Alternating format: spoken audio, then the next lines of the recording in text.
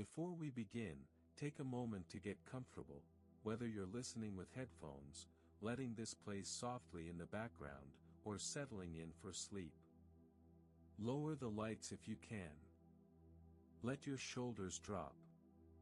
Breathe in slowly, and breathe out even slower. Tonight, you don't need to do anything. You don't need to focus perfectly, and you don't need to stay awake. Just listen, and let the story carry you.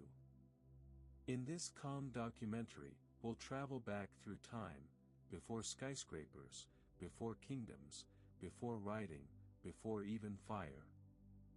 We'll return to a world that was full of sound, but empty of meaning, until a mind appeared that could notice, remember, and wonder. This is the evolution of us, a story of humanity. And it begins, in silence. Act 1, Before Humans. The world was not silent before humans. But it was a silence without meaning. Wind moved across open plains, yet no mind called it wind. Rain fell into soil, yet nothing wondered what it felt like to be wet, to be thirsty, to be alive. The sun rose and set, again and again, but time did not feel like time, because time only truly exists when something measures it, remembers it, and says, "This happened before," and then it happened again. For billions of years, the earth simply continued. Mountains lifted slowly from the crust like breaths held too long. Rivers changed direction as if the planet itself was undecided. Oceans expanded and retreated. Species appeared, thrived, vanished. Forests burned and returned. Ice advanced and withdrew. Life existed. Death existed. But there was no story. Events happened, and then they ended. A newborn lived, grew, died, and nothing carried the memory forward. No one stood beside the fallen and thought, "This matters." No one looked at the sky and asked, "Why?" There was no yesterday. No tomorrow. Only a raw, endless now. Nature did not care. That is the first truth humans struggle to accept: nature is not kind, and it is not cruel. It is indifferent. A lion fails to catch its prey and starves, and the world does not apologize. A storm wipes out 100 living things, and the sky does not feel guilt. A species disappears forever, and the earth does not pause to mourn. Nature simply is. And then, one day, something changed. Not with thunder. Not with a miracle. Not with a grand announcement. Something small happened. A creature stopped. It did not run. It did not hunt. It did not hide. It paused, long enough for the world to be observed, not merely lived through. It looked. And in that look, the world was, for the first time, witnessed. There is a difference between looking and seeing. Looking belongs to the eyes. Seeing belongs to the mind. This creature began to separate things: danger from noise, hunger from discomfort, darkness from ordinary night. It began to notice patterns. The day came and went. Certain sounds returned. Certain shapes meant threat. Certain times meant safety. It had no language yet. No name. No I. But it was doing something new. It was noticing. And noticing did not bring comfort. Noticing brought fear.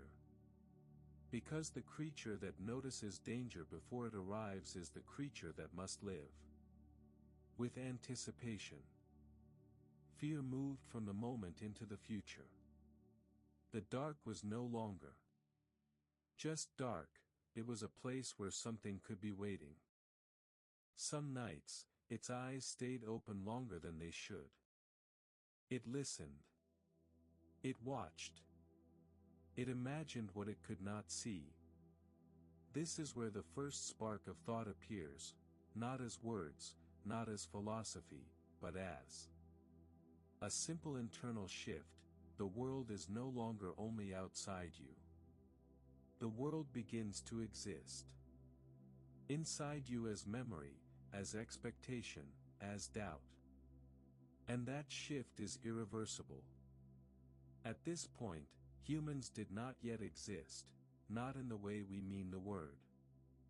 But the path toward humans had opened. Because once a mind begins to notice, it cannot return to blindness.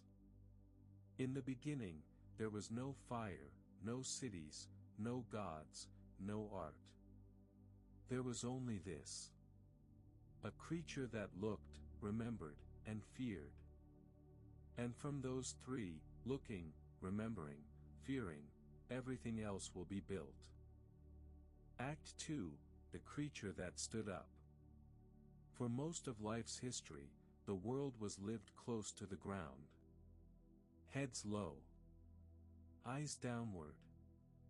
The horizon cut short by grass, by brush, by the curve of survival. Danger was often discovered too late. Escape was sudden. The day was spent feeding, fleeing, breeding, moving from need to need. In that older world, intelligence was useful, but obedience to instinct was safer. 2. Survive, you did not need to imagine tomorrow. You needed to react right now. But the path to humanity did not come from perfect adaptation. It came from a stubborn kind of mismatch. One day, for a reason that did not feel like destiny, because nothing in nature feels like destiny, one creature rose higher. It stood. Not as a dramatic choice, not as a heroic act. Sometimes the grass was tall. Sometimes food was farther. Sometimes the air carried a scent that mattered. Sometimes danger came from a direction that needed clearer vision. So it lifted its body, just for a moment, to see. And in that moment, the world changed. From higher up, distance becomes real. From higher up, the future comes closer. Because you can see it approaching. Predators appear sooner. Water can be spotted farther away. A herd can be followed with less panic, more patience. Standing up gave the creature something priceless. Time. But it also demanded a price. On two legs, you are slower to sprint. Your balance can fail. Falling hurts more. You are exposed. And nature is not forgiving to the exposed. So the creature that stood had to compensate. And it did, through the greatest accident of all. When the body rose, the hands became free. Hands that were no longer needed for walking could now hold, carry, strike, shape. At first it was simple. A stone lifted from the ground. A stick snapped from a branch. A sharp edge discovered by chance. But something profound was happening. The creature was no longer using only its body. It was using tools. And tools change everything, because tools are the physical form of imagination. To use A tool is to believe that the world can be altered, that the present is not fixed, that a weak body can be made stronger by an object. A stone in the hand becomes a tooth you do not naturally have. A sharpened stick becomes a claw you were not born with. And once a creature learns that it can extend itself beyond biology, it begins to escape the rules that bind everything else. Still, standing and using tools created new problems. A larger brain began to develop, because tool use is not just strength, it is planning. It is choosing. It is predicting. But brains are expensive. They demand energy. They demand food. They demand time to grow. And time to grow creates vulnerability. Human children, those early children, those not yet fully human children, were helpless for longer. They needed care. They needed protection. They needed community. This changed the shape of life. A creature that could once wander alone now needed others to survive. A lone body was too fragile. Alone, it was neither fast enough nor strong enough. Together, it became something else. Together, it became strategy. And so, the first deep we was born, not from poetry, not from morality, but from necessity. A shared need, a shared danger, a shared fireless night. With living together came communication. Not language yet, no full sentences, no names for stars, but gestures, sounds, rhythms. A warning noise. A calling sound. A soothing hum for a child. They learned each other's faces. They learned to read mood and intention. Eyes met. Hands signaled. Expressions carried meaning. And when faces become readable, a new fear is introduced. Not fear of the dark. Fear of each other. Because once you can understand another mind, you can suspect it. Why did he take the bigger piece? Why did she stand closer to the food? Who decides where we go? Who gets to hold the sharpest stone? Community brought safety, but it also brought conflict. The first rival was not an animal. It was another human-like creature with the same hunger and the same desires. And yet, even with conflict, the species did not return to the old way. It did not drop back to 4 legs. Because 4 legs might have been safer in the short term, more stable, more familiar. But they were smaller in possibility. Standing up expanded the world. It expanded what could be seen, what could be carried, what could be planned. And once you expand the world, it is difficult to accept a smaller one. By the end of this act, the creature is not yet fully human. But it is becoming something new. It looks farther. It plans sooner. It uses tools. It depends on others. It learns from mistakes. And it begins to understand that survival is not only a fight against nature. It is also a negotiation with one another. Still, something is missing. They can stand. They can carry. They can plan. But the night is still dangerous. The cold still bites. And fear still lives in every shadow. Then, one day, a spark appears. Act 3, Fire, and the mind that changed. Darkness was humanity's first great enemy. In daylight, the world makes sense. You can see what approaches. You can find what you need. You can run, hunt, hide, follow. But at night, the world becomes a question without an answer. Sounds grow louder. Shadows stretch and move. The unseen feels near. And the mind, once it has learned to notice, cannot stop imagining what might be there. In the beginning, fire was not invented. Fire was encountered. A storm split the sky.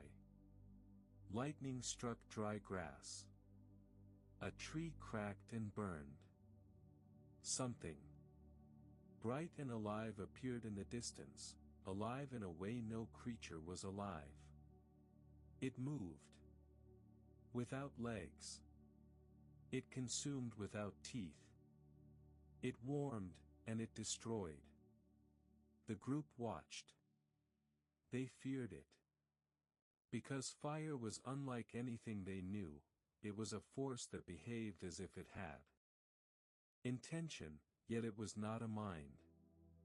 It was light that could be held in the world, not only in the sky. At first they kept their distance. Then one of them stepped closer. The warmth was a shock. The border between cold and comfort became visible. A circle formed around the flame, an island of safety carved out of night. This circle mattered more than it seemed. Because it was the first time humans took space back from darkness. And taking space back creates a dangerous feeling. Control. But fire did not last. It died when the fuel was gone. It vanished when rain arrived. And when it vanished, the night returned to its old power. So someone, slowly, cautiously, perhaps after many failures, had a thought that changed everything. Can we carry it? Not the flame. The ember. The coal. The living heat hidden inside the black. A small glowing piece, protected from wind, guarded from water, fed like a fragile animal. Carrying fire was difficult. It could burn you.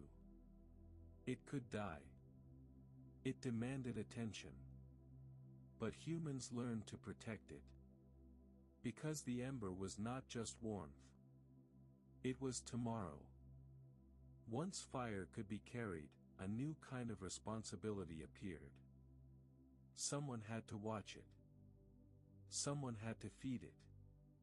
The first night watch was born. While others slept, one person stayed awake, scanning the dark, listening for danger. Adding wood, keeping life alive in a glowing pile of controlled destruction. This may sound small. It was not. It was one of the earliest forms of role, duty, and trust. Fire also created a center. People gathered around it, not only to warm their bodies, but to be close. The flame pulled them together. Close bodies created shared time. Shared time created shared attention. And shared attention is where culture begins. Around fire, communication grew. Gestures became more precise. Sounds gained consistency. A warning call meant the same thing each time. A soothing rhythm calmed the same fear. Night became longer, not in hours, but in usefulness. The day no longer ended when the sun disappeared. There was now time after survival. Time beyond urgency. And when humans have time, they do something extraordinary. They tell stories. Fire does something else, too. It makes shadows. Hands become giants on cave walls. Faces transform as the flame flickers. Bodies bend into strange shapes. The world becomes a moving theater. And the mind, watching those shadows, begins to imagine realities beyond the visible. Is the shadow part of me? Is there something in the dark besides animals? Is there a presence, something unseen, that watches us back? This is not science. This is not religion. It is the mind's first step into the invisible. And the invisible becomes one of the most powerful forces humans ever create. Fire also changed the body. Meat cooked over flame became softer, easier to chew, easier to digest. Roots and plants that were once harsh became edible. More energy could be gained with less effort. This fed the growing brain. And as the brain grew, planning became deeper. Tools became better. Cooperation became more complex. Fire taught humans something else, something quietly revolutionary. Cause and effect. Add wood, it grows. Blow gently, it brightens. Pour water, it dies. In a world that often felt random and cruel, fire was predictable, if you paid attention. It was a lesson in systems. A lesson in control through understanding. This is the earliest ancestor of science, not formulas, not experiments in labs, but the belief that the world follows rules that can be learned. Over time, fire became more than a tool. It became meaning. People treated it with care beyond practicality. They fed it. They respected it. They gathered around it with silence that felt heavy, deliberate. The first rituals were born from repetition. And repetition creates the sacred. But fire had a dark side, too. It could destroy everything. A careless spark could turn shelter into ash. A wind could carry disaster beyond control. Humans learned a painful truth early. The same power that protects you can also ruin you. This is the first hint of morality, the need to control power, to choose restraint, to fear your own strength. By the end of this act, fire has done what no predator ever did.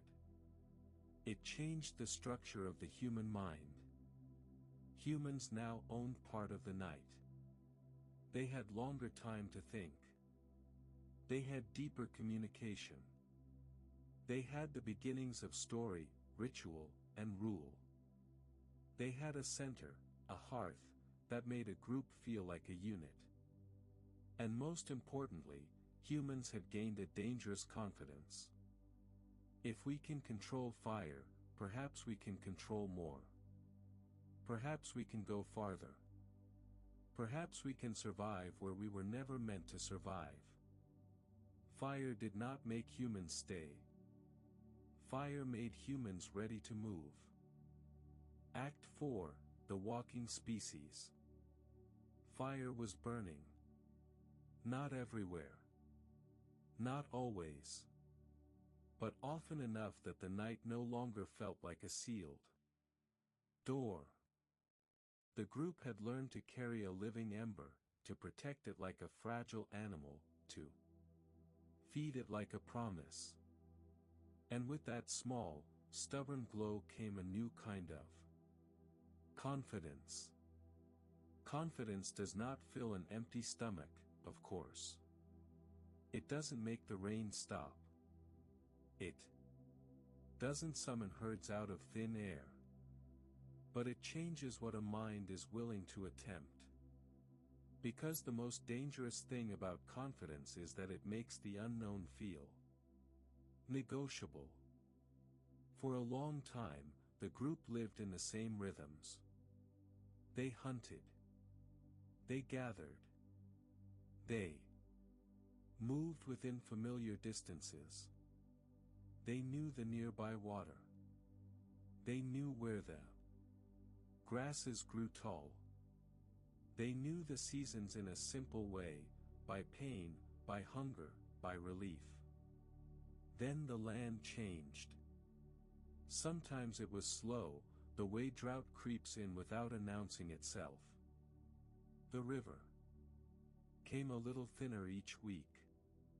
The animals came a little later. The wind felt sharper. The nights felt longer. Sometimes it was fast. A storm that ruined what little they had stored. A fire that burned. The brush where small animals hid.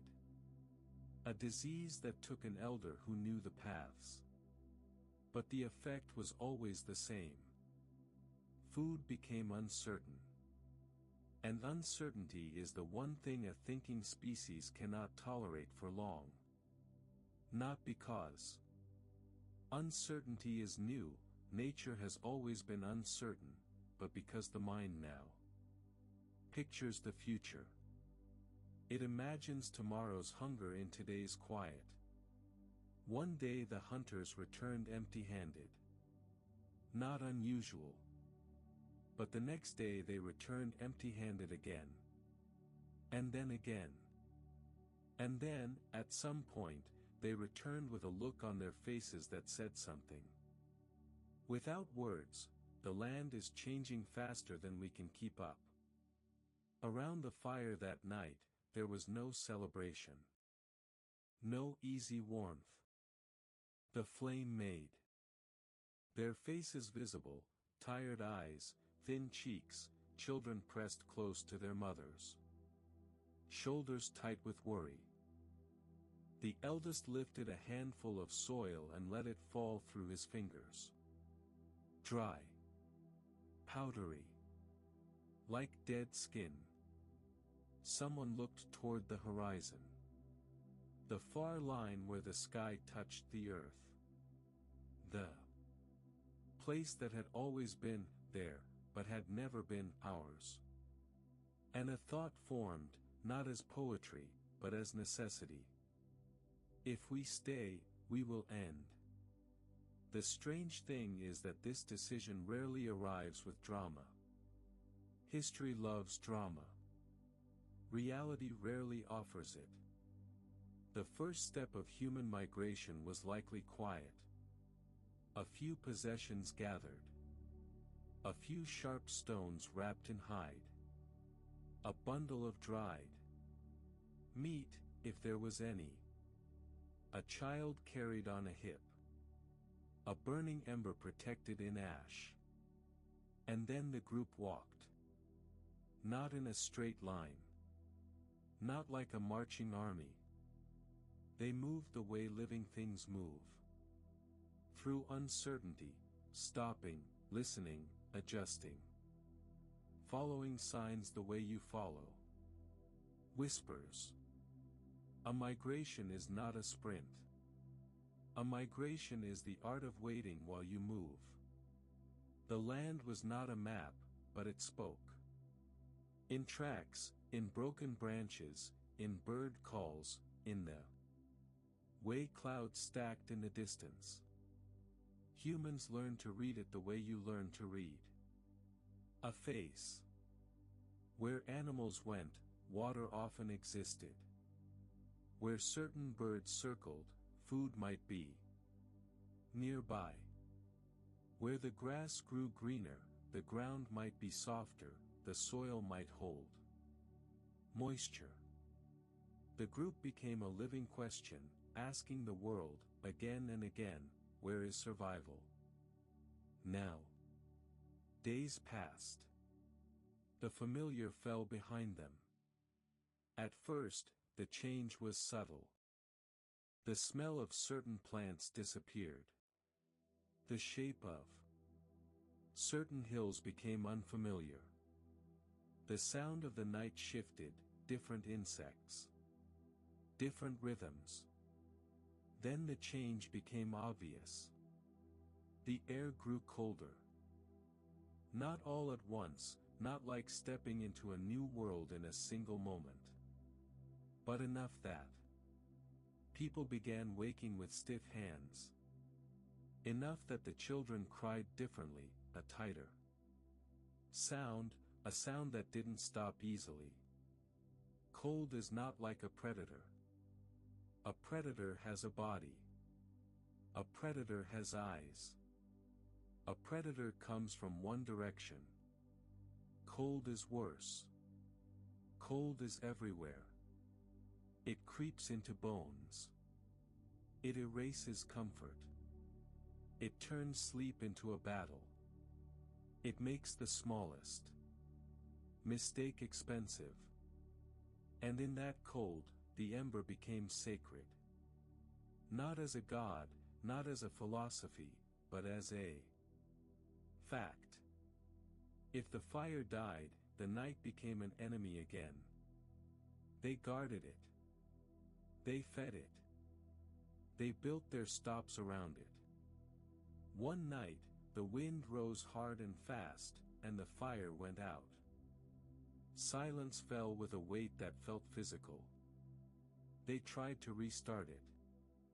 They tried until their hands trembled. They tried until their faces were dark with soot and frustration. But without the right dry fuel, without luck, without the practiced skill they did not yet fully have, the flame refused to return. That night, the group learned a lesson they never forgot. There is a difference between fear of the dark and fear of freezing. The dark can be watched. Freezing cannot be watched away. They survived, pressed together, sharing body heat, breathing each other's breath. Waiting for morning like a mercy. And in the morning, when the sun returned, it did not feel like sunrise. It felt like rescue. Migration continued. And with migration came something else, division. Not everyone agrees to step into uncertainty. Some people have a deeper loyalty to the known than to the possible. Some people would rather die in familiar land than risk dying in strange land. Around the fire, a quiet argument grew. It wasn't a debate with points and logic. It was a clash of instincts. One side felt, if we go, we might not find water. We might not find shelter. We might not outrun the cold. The other side felt, if we stay, we will certainly starve. Both were right. This is the cruel truth. In nature, two opposite strategies can both be rational, because the world does not guarantee mercy for either. And so, one night, the group split. Not with hatred, not necessarily. Sometimes with tears. Sometimes with anger. Sometimes with silence so heavy it became a wall. One group stayed. One group left. And humanity branched, like a tree that refuses to grow in only one direction. The walking species kept walking. And the farther they went, the more the world tested them. There were days when the wind tore at their skin. There were days when the ground became rock, and the feet ached with every step. There were days when nothing moved, no animals, no birds, no sign of life, and the emptiness itself became frightening. And then there were moments of relief so sudden it felt unreal. A valley with water. A patch of green that looked like hope. A herd in the distance. A river that did not disappear when you approached. When you live with scarcity long enough, abundance feels like a hallucination. The mind hesitates to trust it. People stood at the edge of a fertile place and stared, as if it might vanish if they moved too quickly. For a while, they stayed. They ate until their bodies remembered what full felt like. Children laughed again, a sound that had been absent so long it felt new. The fire burned stronger. The nights held stories instead of dread. And then, inevitably, another sign appeared. Smoke in the distance. Smoke means fire. Fire means people. People mean the unknown. This was one of the most important moments in human history, the first time humans met strangers and recognized them as the same kind of thing. Not an animal. Not a spirit. Not a monster. Another group like us. This recognition did not create peace. It created tension. Because, like us, is not the same as safe. The two groups watched each other from afar. The distance between them felt charged. As if the air itself could snap. Each side tried to read the other, their numbers, their posture, their weapons, their confidence. There was no shared language yet. No shared gesture system that guaranteed understanding. Even a friendly movement could be misread as threat. Even a cautious step forward could look like aggression. In the old world, danger came from claws and teeth. Now danger could come from eyes and intentions. The first conflicts may have begun stupidly. A misunderstanding. A gesture interpreted wrong. A stone thrown not to kill, but to scare. And once a stone flies, fear spreads faster than thought. Bodies move. Shouts rise. Children scream. The fire trembles as if it understands the mood. In those early clashes, victory was not glory. It was survival. It was possession of water. It was control of shelter. But something else was happening in the background of violence. Humans were learning the shape of us and them. And that idea would become one of the most powerful forces in history, more powerful than hunger, more powerful than cold, because it can survive even when bellies are full. Not every meeting ended in blood. Sometimes a different human miracle occurred: exchange. A shell. A rare stone. A piece of hide treated in a way the other group had not seen. A tool. Shaped differently. A smell of food prepared in an unfamiliar way. A woman might hold up an object and wait. The other group might answer with something in return. They might place it on the ground and step back. The first trades were not commerce. They were tests. A test of trust. If I leave this here, will you attack me? If you take it, will you leave something back? If we both survive this moment, can we survive another? These moments were tiny, but they mattered enormously. Because trade does something violence cannot, it turns the stranger into a source of value. The stranger becomes not only threat, but possibility. Possibility is addictive. And slowly, across many encounters, across many generations, humans began to build something larger than a single group, a network of knowledge moving between groups.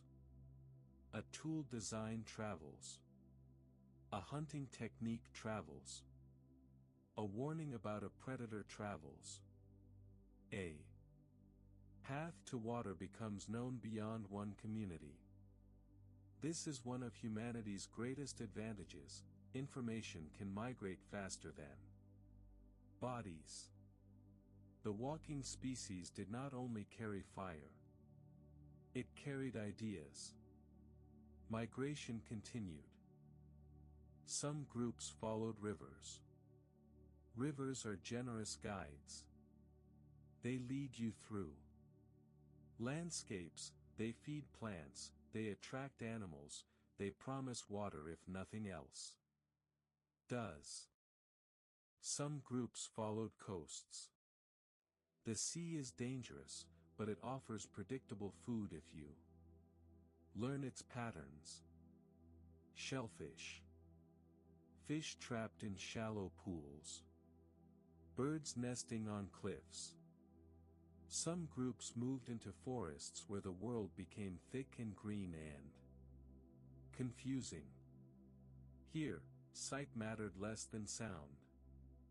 Here, you lived with hidden things, and your senses sharpened.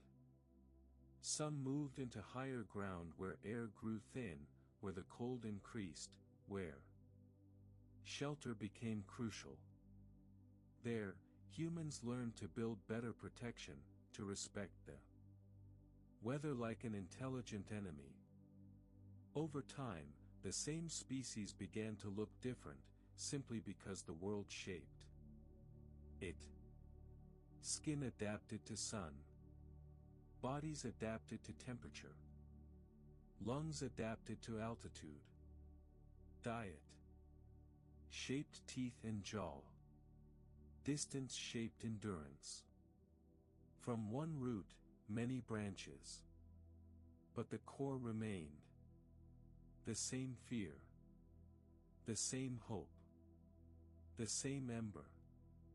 And always, always, the walking. One of the hardest truths about migration is that it creates loss even when it creates survival. There were moments when someone disappeared. A child who wandered too far. An elder who could not keep pace. A hunter who chased an animal into unfamiliar terrain and never returned. On those days, the group faced a terrible question: do we stop and risk everyone, or do we keep moving and carry grief instead of a body? Grief, too, migrated with humans. Grief and memory are close cousins. And memory is the beginning of identity. By the end of this act, humans are no longer merely creatures reacting to the immediate. They are planners.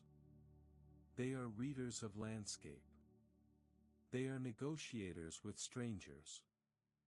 They are mourners. They are keepers of fire and keepers of stories. They are, in every meaningful sense, becoming a species that does not merely live in the world. They reshape the world as they move through it. But the walking cannot continue forever, not because humans become tired, but because one day humans discover something that changes the nature of movement itself. They realize that instead of following food, they can make food grow where they are. They realize that instead of chasing the world, they can pull the world toward them. And when that thought appears, the walking species begins to slow. Not because it is weak. Because it is about to become something far more complicated. It is about to settle. And settlement will bring abundance. And abundance will bring population. And population will bring walls. And walls will bring power. So the walking ends, and the building begins. Act 5, when humans stopped walking. For most of their existence, humans were movement. They were a species shaped by travel, by the decision to leave, by the courage to step into what wasn't known, by the habit of reading land like a living book.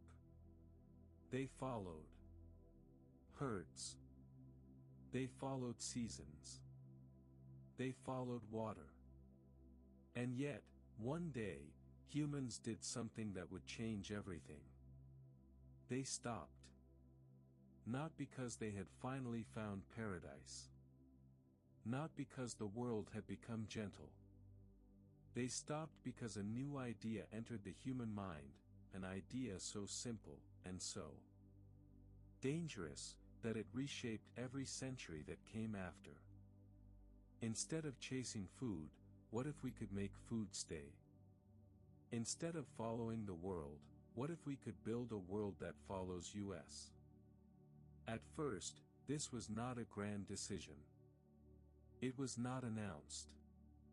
It was discovered in the way most human revolutions are discovered, slowly, quietly, through repetition. A group returned to a place they had camped before. Maybe it had a river nearby. Maybe it had shelter in rock and trees. Maybe it was simply familiar in a world that often felt hostile. And there, near the ashes of an old fire, near the place where they had once tossed scraps and seeds, green shoots had appeared. Something had grown where humans had been. To a mind that had begun to see patterns, this was not magic. It was possibility. They watched the shoots. They touched them. They returned again. They noticed that when seeds fell into soil at certain times, something returned later, soft, edible. Repeatable. Repeatable. That word matters more than it seems. Because repeatable food changes the human relationship to time. Hunting is uncertainty. You might succeed. You might not. You might bring home meat or bring home nothing.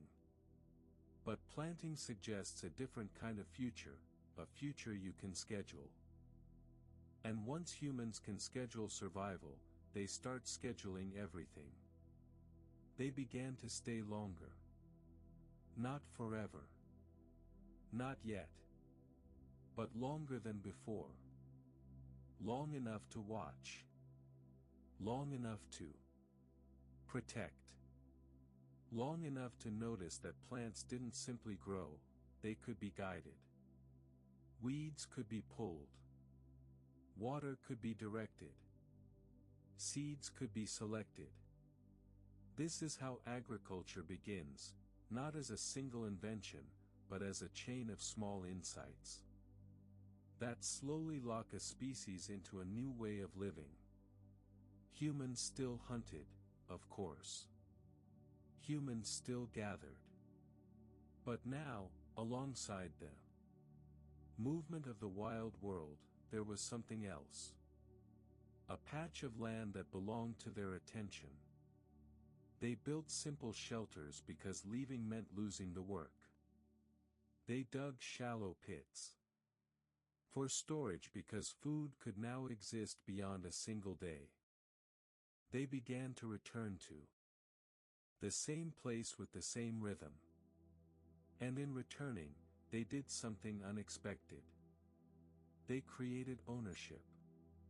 A hunter-gatherer world does not easily produce the sentence, "This is mine." The land is too large. The movement is too constant. Everything is shared by necessity. But once you plant, you invest. Once you invest, you defend. Once you defend, you claim. It begins quietly. A man notices someone harvesting from a patch he tended. He feels anger.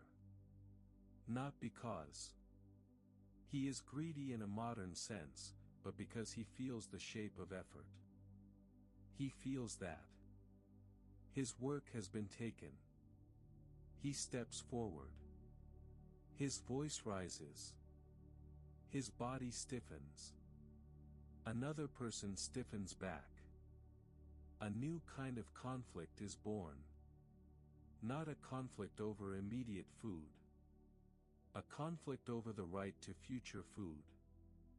This is one of the most important shifts in human history. Violence moves from the present into the future. And when violence moves into the future, it becomes far more organized. Humans built fences. Not always literal, at first, sometimes just boundaries. Understood by the group, lines drawn in memory and enforced by social pressure. But boundaries harden over time. And then humans build walls. They built storage because food could now be saved, and saved food changes power. In a world where everything is eaten quickly, no one can hoard much. But in a world with grain, with dried plants, with predictable harvest, a person who controls storage controls survival. This is the quiet birth of inequality. At first, differences are small. Someone has more because they worked more. Someone has more because they were lucky. Someone has more because they had more hands in their family. But small differences accumulate, like pebbles collecting in one place until they become a mound, then a hill, then a barrier. Soon, some people have more than they need. And some people have less than they deserve. And when that happens, another invention appears, an invention that is not made of stone or wood, but of thought. Hierarchy. Someone begins to decide. Someone begins to organize. Someone begins to say who works where, who gets what, who guards the stores, who speaks for the group. Leadership exists in hunter-gatherer life too, but it is often flexible, earned by skill, challenged by failure, limited by movement. In settled life, leadership becomes stable. And when leadership becomes stable, it becomes political. This is how villages become towns. Towns become cities. And cities become machines. At first, settlement feels like a triumph. There is warmth. There is routine. There is food stored for winter. There are children who grow up knowing the same river, the same trees, the same faces. But routine has a shadow. Humans who settle become safer in one way, and trapped in another. A moving people can escape a famine by leaving. A settled people must endure it. A moving people can avoid conflict by moving away. A settled people must defend what they built. And defense changes humans. Defense demands weapons. Defense demands training. Defense demands suspicion. Defense demands leadership strong enough to make hard decisions. Walls do not only keep enemies out. Walls change the minds of the people inside them. Because once you have walls, you begin to think in terms of inside and outside. And that thought creates identity, but also creates hostility. As settlements grow, the work grows. Planting, harvesting, storing, building, repairing, guarding, these tasks multiply. People specialize. One becomes better at shaping stone. One becomes better at weaving plant fibers. One becomes better at remembering patterns of seasons. Specialization creates progress. And it creates dependence. A specialist cannot easily survive alone. A weaver needs the farmer. A farmer needs the toolmaker. The toolmaker needs the guard. The guard needs the food. The community becomes a network. And networks require rules. Rules begin as agreements. Agreements become expectations. Expectations become laws. And laws, eventually, become something written. Because memory is no longer enough. In a village, you can rely on reputation. In a city, reputation is too fragile. People do not all know each other. Trade crosses families and strangers. Conflicts multiply. So humans invent record keeping. The earliest writing is not poetry. It is not romance. It is accounting. This much grain. This many animals. This debt owed. This tax collected. This land measured. This boundary recognized. Writing is born as a tool of management. And management is born from complexity.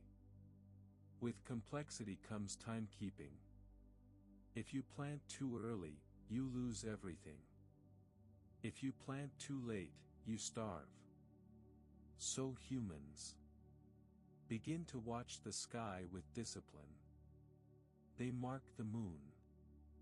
They count days. They build calendars. Time becomes structured. And when time becomes structured, life becomes structured. Wake. Work. Store. Guard. Sleep. The day becomes a system. And systems, no matter how useful, always have a cost. The cost is freedom. This is the tragedy hidden inside agriculture. It gives humans abundance, and it chains humans to the land. A hunter could walk away from a bad place. A farmer cannot. A farmer's survival is planted in the soil. The roots are not only in the ground, but in the schedule, in the labor, in the expectation of harvest. And because harvest is delayed, patience becomes mandatory. Patience is not romantic. Patience is enforced. And enforced patience reshapes the human spirit. Still, agriculture wins. It wins because it feeds more people. It wins because it produces surplus.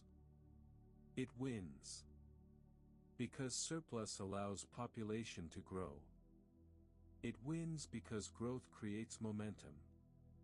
And momentum becomes unstoppable. Soon, settlements are no longer temporary. They are permanent. Permanent settlements create permanent power. And permanent power creates permanent questions. Who owns the land? Who controls the stores? Who decides the rules? Who speaks to the invisible forces humans still fear: storms, droughts, sickness, death? This is where belief changes shape. In a moving life, spirits may live everywhere. The world itself feels alive. But in a settled life, humans create centers, temples, altars, sacred fires. The unseen becomes organized the way society becomes organized. And those who claim connection to the unseen gain influence. Priests appear, not always as manipulators, but as interpreters. People want explanations. They want comfort. They want meaning. And when a community grows large, meaning becomes a public service. Priests provide that service. And kings, eventually, learn to borrow it. Because nothing strengthens authority like the claim that authority is sacred. At first, the leader is simply the one who organizes. Later, the leader becomes the one who rules. And when rule becomes stable, it becomes inheritance. Power becomes a family possession. Inequality becomes normal. And humans begin to live inside a world they themselves built, but cannot easily escape. The walking species is now a building species. The hunter becomes a farmer. The camp becomes a village. The village becomes a city. And the city becomes a stage where the next human drama will unfold. The rise of law. The rise of empire. The rise of writing that commands, not just records. The rise of walls that protect, and walls that imprison. Humans have stopped walking. But they have not stopped changing. They have simply changed direction. They no longer move across land. They move upward, into complexity. And complexity, like fire, is both a gift and a danger. Act 6, The Birth of Power. When humans stopped walking, they didn't just build houses. They built systems. And systems, once they exist, do one thing almost inevitably: they concentrate power. At first, the new settled life felt like a victory over nature. Fields grew. Grain filled storage. Pits. Herds multiplied near fences. Children survived more often. The community became larger than any single family could hold in memory. But growth is never free. Growth creates complexity. Complexity creates dependence. Dependence creates rules. And rules create those who enforce them. This is how power is born, not as a villain, not as a plot, but as an answer to an overwhelming question. How do we keep thousands of people from collapsing into chaos? In a small group, trust is personal. Reputation is enough. If someone steals, everyone knows. If someone lies, everyone hears. If someone harms another, consequences arrive quickly. But in a growing settlement, faces multiply. Strangers appear. Trade expands. Disputes become common. Hunger, even with agriculture, still comes in cycles, and scarcity turns neighbors into rivals. So humans begin to formalize control. Someone becomes responsible for storage. Someone becomes responsible for distributing grain. Someone becomes responsible for guarding the walls. Someone becomes responsible for deciding what happens when two families accuse each other. And as soon as one person decides, others must obey, otherwise the decision is meaningless. Obedience begins quietly. It begins as practicality. But practicality has a habit of hardening into authority. Soon, the settlement needs more than a strong arm. It needs legitimacy. Because power without legitimacy is unstable. A leader who rules only by force must constantly fear rebellion. Force is exhausting. Force invites retaliation. Legitimacy is cheaper. Legitimacy makes people obey even when no one is watching. So humans invent legitimacy in the most human way possible. They attach power to something invisible. They attach power to the sacred. A storm destroys the crops. People panic. They want answers. A sickness moves through the settlement. People gather, whispering. Death comes without warning. The world still feels unpredictable, and unpredictability is terrifying. The settlement needs someone to interpret the unseen. Priests emerge, not necessarily as liars, but as specialists in meaning. They read omens. They perform rituals. They speak words the ordinary person does not know. They stand between fear and explanation. And the leaders learn something quickly. If the priest says the leader is chosen, the leader becomes harder to challenge. Thus begins one of the oldest partnerships in history. The alliance between power and belief. A king does not need to be the strongest fighter if he can convince people that his rule is natural, sacred, destined. And the priest does not need to control the food if he can control the story people tell themselves about why they must obey. Together, they create a new world. A world where obedience is not only practical, it becomes moral.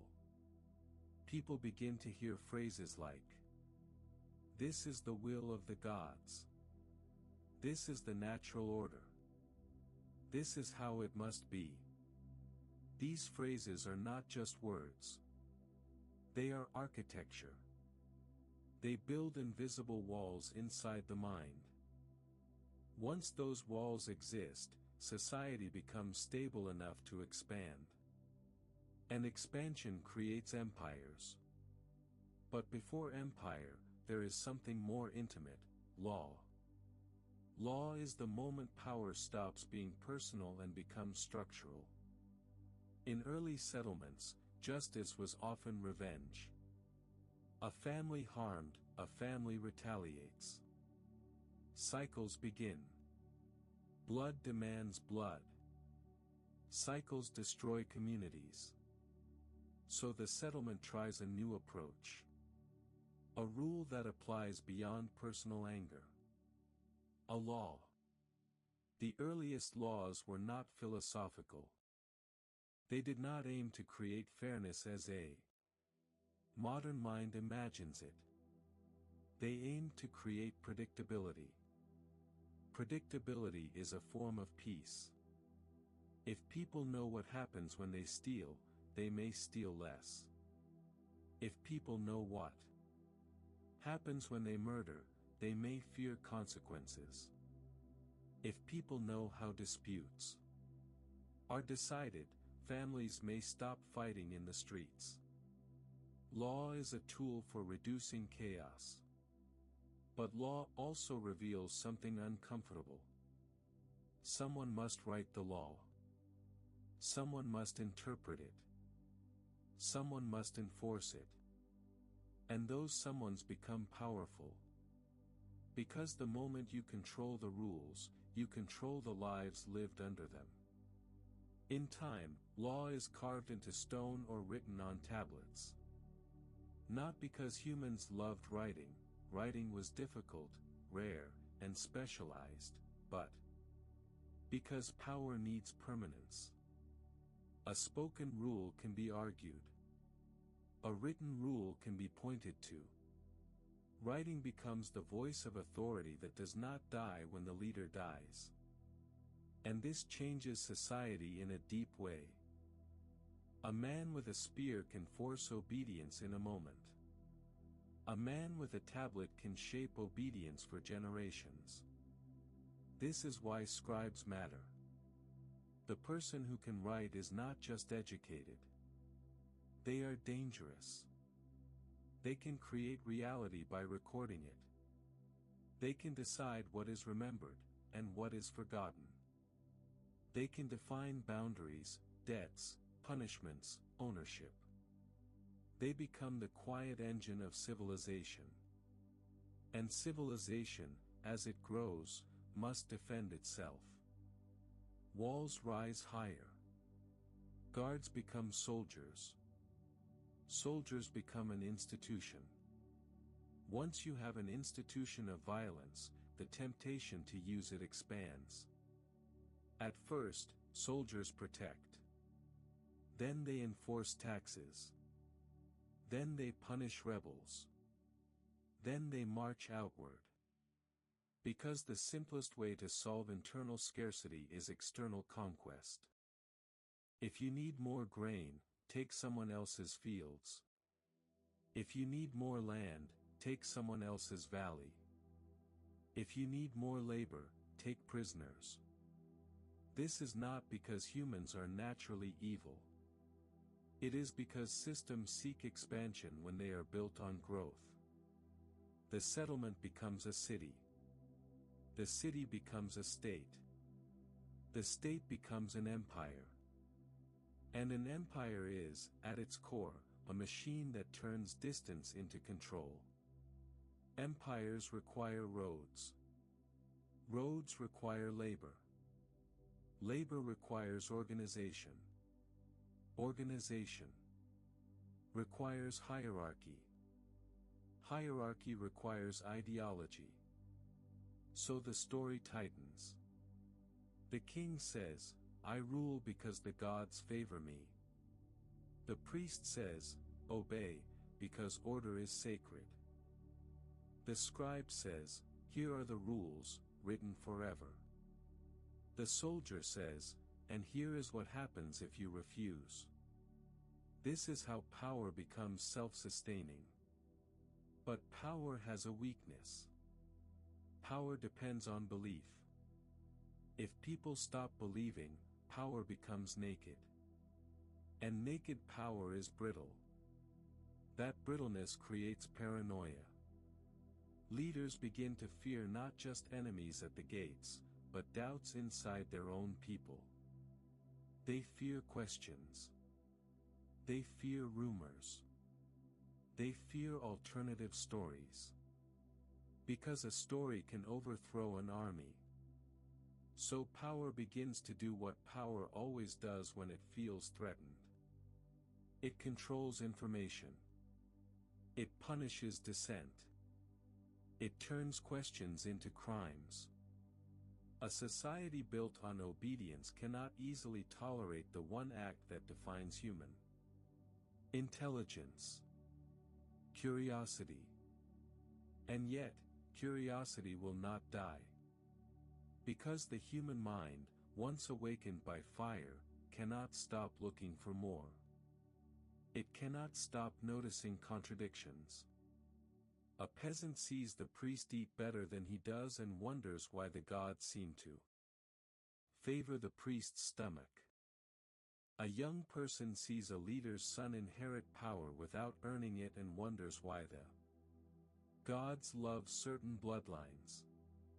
A trader travels to another city and hears different rituals, different laws, different gods. And realizes, with a silent shock, that reality is not singular. It is constructed. This realization is a seed. And seeds, as humans learned long ago, grow. So while power rises, something else is quietly forming beneath it. The beginning of philosophy. The beginning of critical thought. The beginning of humans turning their gaze not only outward, toward land and sky, but inward, toward the rules they created. Act 7, The Dangerous Gift of Thinking. For a long time, human survival depended on agreement. Agreement about where to hunt. Agreement about who guards the fire. Agreement about who gets the grain. Agreement about what the gods want. Agreement is useful. Agreement is stability. Agreement keeps a society from tearing itself apart. But agreement has a price. The price is that you stop asking questions that might break it.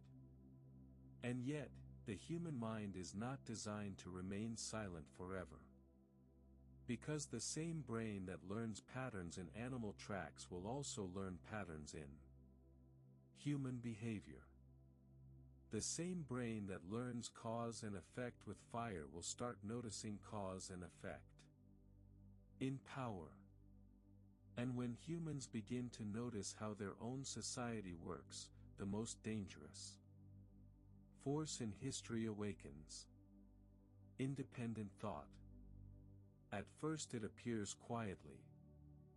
Not as a revolution, not as a manifesto, but as a private discomfort. A young person watches the priest perform rituals and notices how carefully the priest chooses words, how easily fear is shaped into obedience. A farmer notices that the laws punish theft harshly for the poor but forgive it politely for the powerful. A soldier notices that the king speaks of honor while sending others to die.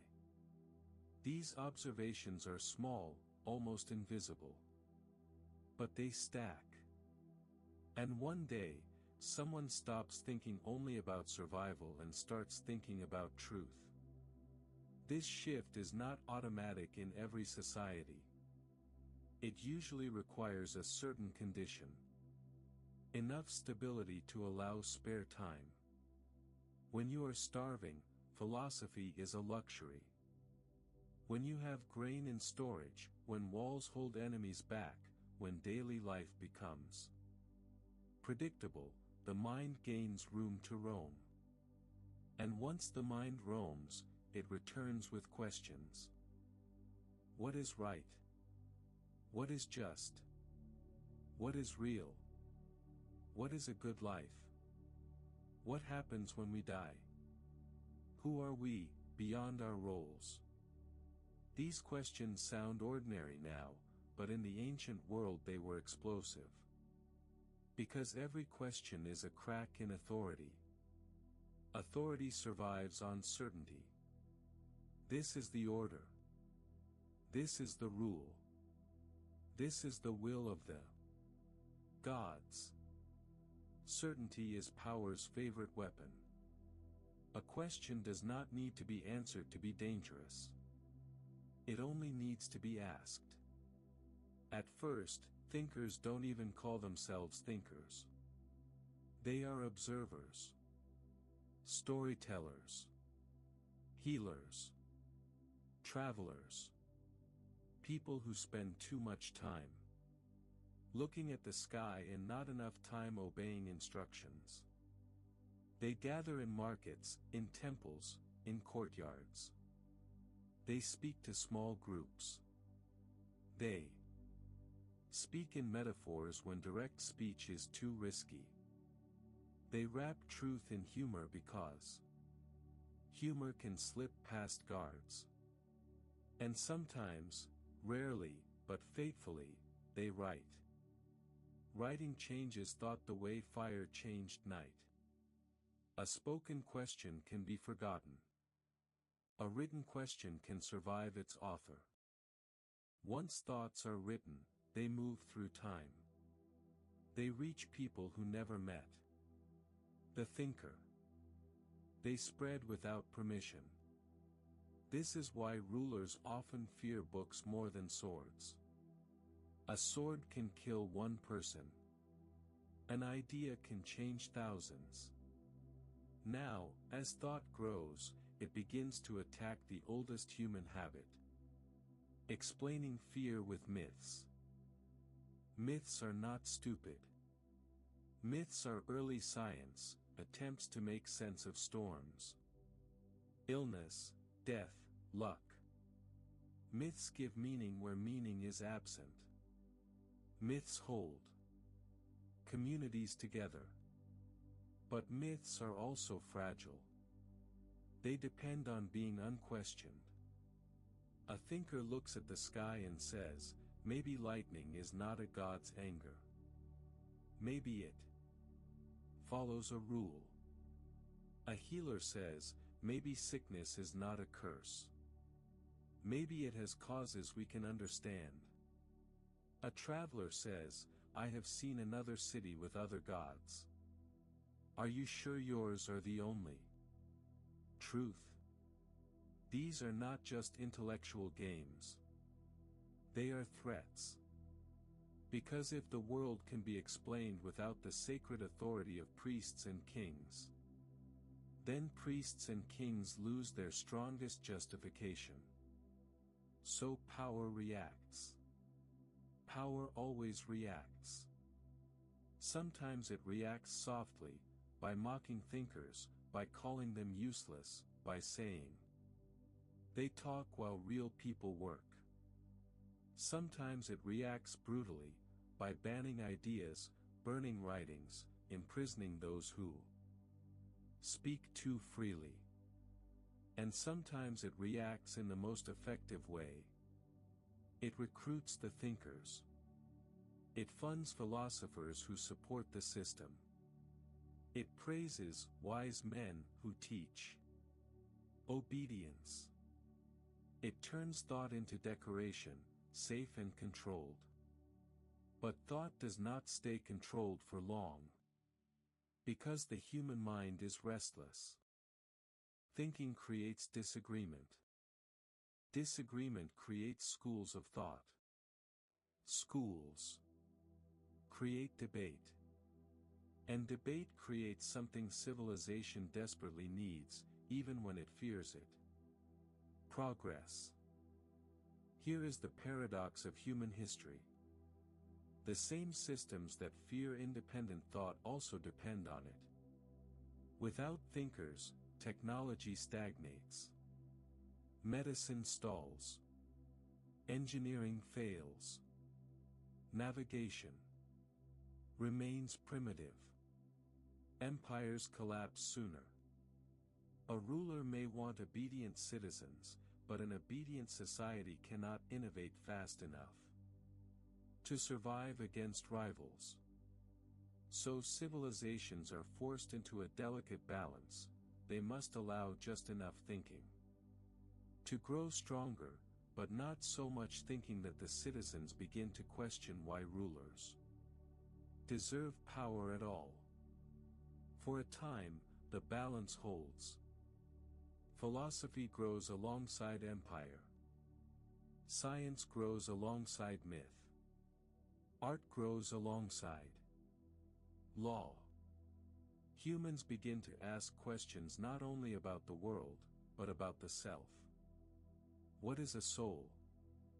What is consciousness? What is virtue? What does it mean to live well? This inward gaze is one of the most radical turns the human mind ever makes. Because once you ask what it means to live well, you inevitably ask, who is allowed to live well? Why do some live in luxury while others live in hunger? Why do laws protect some and punish others? If a society claims moral order, why is suffering distributed so unevenly?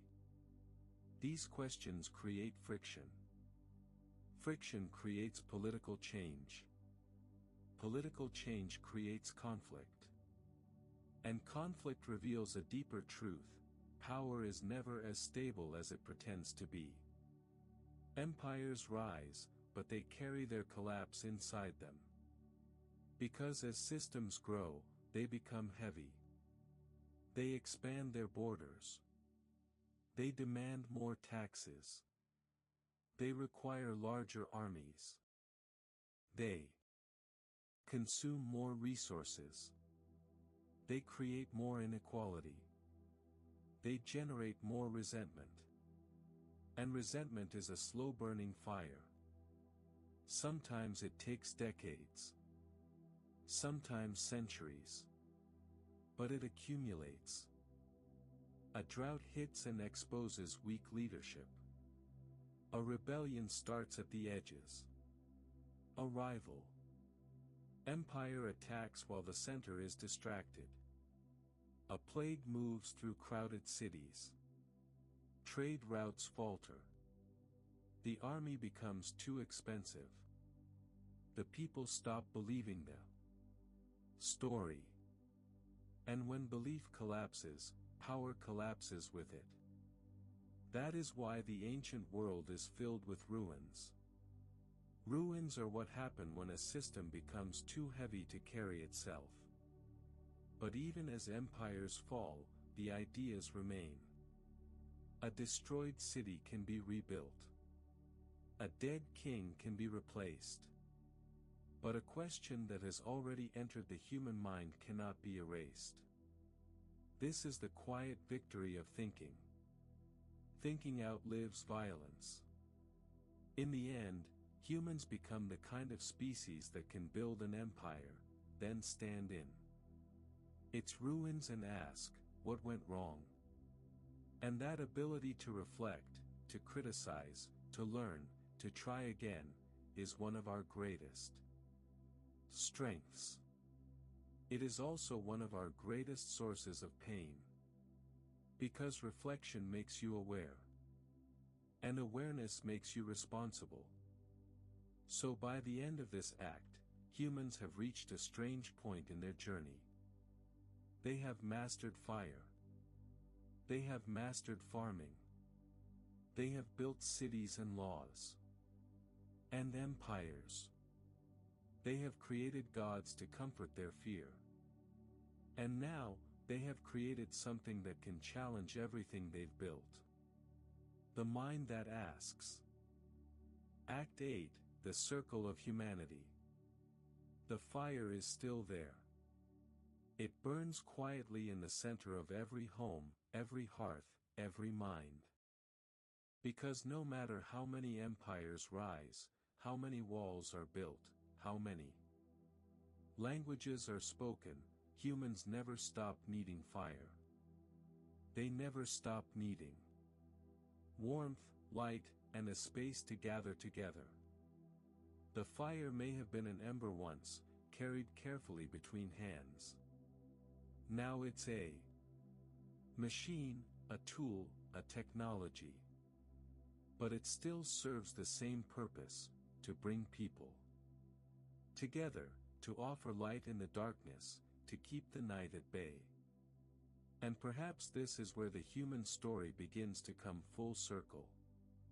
Because after all the wandering, after all the striving for more land, more food, more knowledge, more power, humans have returned to something simple. They have returned to community. The rise of cities, the development of states, the spread of knowledge, the refinement of technologies, all of this has been driven by a fundamental need, to survive, to thrive, to belong.